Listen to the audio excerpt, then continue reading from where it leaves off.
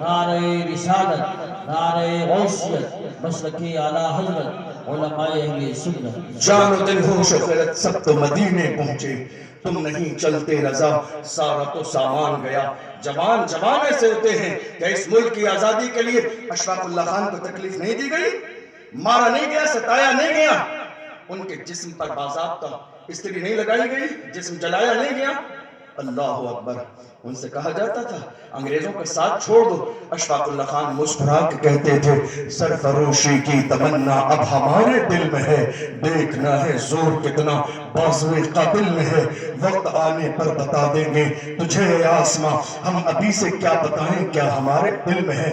بہادر شاہ ظفر کے سامنے رنگون کی جیل میں ان کے بیٹوں کے کٹے ہوئے سر پیش کیے گئے، انگریزوں نے کہا تھا دم دمے میں دم نہیں، اب خیر مانگو جان کی، اے ظفر ٹھنڈی ہوئی شمشیر ہندوستان کی۔ تو ایسے عالم میں بہادر شاہ ظفر نے کہا تھا غازیوں میں بو رہے گی جب تلک ایمان کی، غازیوں میں بو رہے گی جب تلک ایمان کی، تخت لندن تک چلے گی تیغ ہندوستان کی۔ یہ بولی کس کی تھی؟ یہ جوانوں کی بولی تھی۔ جوان جب سیدھے کھڑے ہو جائیں، جوان کوئی مشن بنا لے۔ میں اور بتاؤں آپ کو چند جملے اور سن کے جائیے۔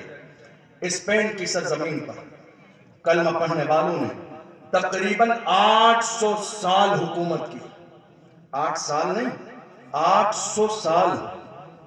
جانتے ہو طارق ابن زیاد تقریباً 10 سے 12 ہزار کا لشکر جرار لے کر اسپین کی سرزمین پر گئے، کشتیوں میں سوار ہو کر 1 لاکھ سے زیادہ لوگ ننگی تلواریں لے کر انتظار میں ہیں استقبال کرنے کے لیے۔ جب وہاں پہنچے دشمنوں نے ڈرایا طارق ابن زیاد کے لشکر کے لوگوں کو، کہا تم طارق کے بہکاوے میں آ کر آئے ہو، لیکن ہمارا جو لشکر تمہیں نظر آتا ہے اس سے بڑا لشکر ہمارے پیٹھ کے پیچھے اور بھی ہے جو تمہیں ہلاک کرنے والا ہے۔ کچھ لوگوں کے قدم ڈگمگانے لگے۔ جب طارق ابن زیاد نے دیکھا کہ کچھ لوگوں کے قدم ڈگمگا رہے ہیں، ساحل سمندر پر کشتیوں کو آگ لگا دی، ساری کشتیاں جلا دی۔ لوگوں نے آ کے کہا اے ہمارے قائد، اے ہمارے رہنما، طارق یہ کیا کیا؟ آپ کو معلوم نہیں جنگی اصول اور دستور میں سے یہ بھی ہے کہ انسان کو اپنے بچاؤ کی کوئی نہ کوئی صورت پلان کر کے رکھنی چاہیے۔ آپ نے ساری کشتیوں کو آگ لگا دیا ہے، اگر دشمن ہم پر غالب آ گئے تو ہم واپس کیسے جائیں گے؟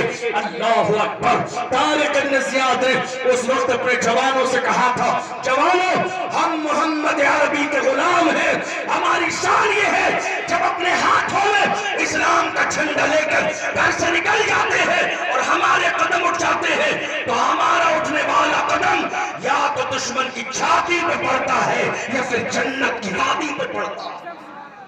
خالی نہیں جائیں گے، یا تو شہید ہو جائیں گے یا اسپین کی سرزمین پر اسلام کا جھنڈا گاڑ کے جائیں گے۔